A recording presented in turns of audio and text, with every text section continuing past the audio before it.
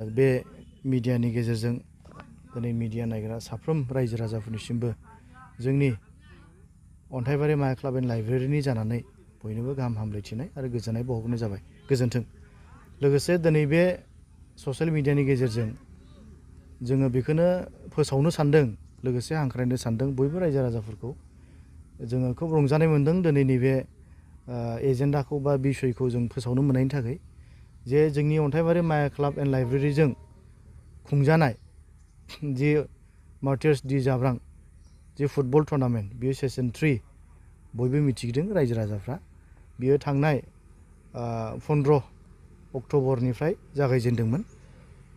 दा दिनै बियो गाबोननि दिनाव 28 तारिख अक्ट'बरावहाय बे जोबथा, जायखौ जोङो फाइनाल ग्रेन्ड फिनाले प्रग्रामा मेहेरगोनाङै गाबोन जागोन।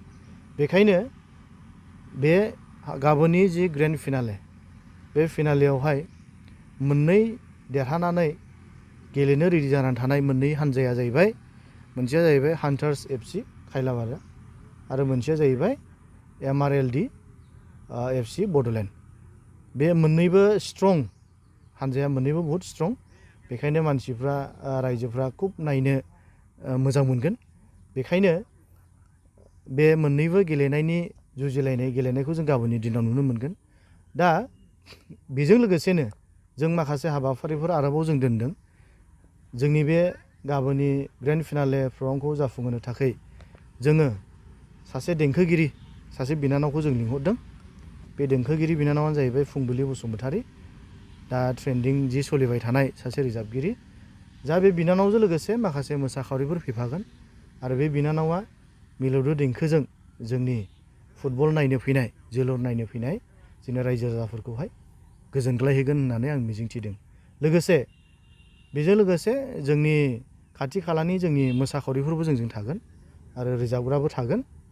बेजोंनो जों गाबोननि हाबाफारिखौ मेहेरगोनां खालामगोन। आरो बेल' नङा, गाबोननि हाबाफारिखौ मेहेरगोनां खालामनो थाखाय जोङो माननि आलासि, गाहाय आलासि जोङो बिथांमोनखौबो जों हांख्रायदों। जा गाबोननि दिनाव जों नुनो मोनगोन, जोंनि आलासि बिथांमोनाबो जोंजों सफैगोन आरो हाबाफारिखौ जाफुंहोगोन। बेजों लोगोसे मार्टियार्स डि जाब्रांनि जि न'खरनि मेम्बार्सफ्राबो जोंजों बाहागो लाफैगोन। जों मिजिंथिदों गाबोननि दिनावहाय मार्टियार्स डि जाब्रांनि न'खरनि मानसिफ्राबो जोंजों फैनानै बाहागो लाफैगोन। आरो बेजों लोगोसे लकेल डिगनिटारिसफोर, मानगोनांफोर आरो गभर्नमेन्ट एडमिनिस्ट्रेटिभनिफ्राय ADC सार आरो BDO सार बिथांमोनाबो जोंजों फैगोन, बाहागो लाफैगोन गाबोननि दिनाव। आरो बेजों लोगोसे गभर्नमेन्ट रिप्रेजेन्टेटिभनि जायफ्रा दैदेनगिरिफोर बिथांमोनाबो जोंजों फैनानै बाहागो लाफैगोन। आरो लोगोसे XMDB इउनाइटेड फरामनिफ्रायबो बिथांमोनाबो जोंजों बाहागो लाफैगोन गाबोननि दिनाव। आं बिनिखायनो अन्थाइबारि माया क्लाब एन्ड लाइब्रेरिनि एडभाइजार हिसाबै आंजों लोगोसे दङ आरो अन्थाइबारि माया क्लाबनि सासे एडभाइजार। बेजों लोगोसे जोङो फुटबल साब कमिटिनि जानानै बयबो खाथियाव थानाय, गोजानाव थानाय जोलुर बादायलायनाय नायनो मोजां मोनग्रा आइ आफा रायजो राजाफोरखौ आङो हांख्रायनायजों लोगोसे खावलायबाय, गाबोननि दिनाव जेन बयबो बे मोनसे बाहागो, बे मोनसे खाबुखौ लायो आरो ज' ज' लैहोर लैहोर फैनानै बे हाबाफारियाव बाहागो लाफैनानै जोलुर नायफैनानै हाबाफारिखौ, प्रग्रामखौ मेहेरगोनां खालामफैनो आङो क्लाबनि जानानै, कमिटिनि जानानै आरो प्रग्रामनि जानानै बयखौबो आङो हांख्रायबाय, लोगोसे बयखौबो बरायबाय आरो बयखौबो हामबायहोनाय जासिबाय। गाबोननि जे जोबथा बादायलायनाय बेयो बेसेबांसो समनिफ्राय जागोन? बियो जोङो 2थानिफ्राय जों लादों। अपेनिं जों 2थानिफ्राय। बेयाव माखासे कालसारेल हारिमु आयदाफोरबो थागोन। बेनिखायनो जों 2थानिफ्राय लागोन।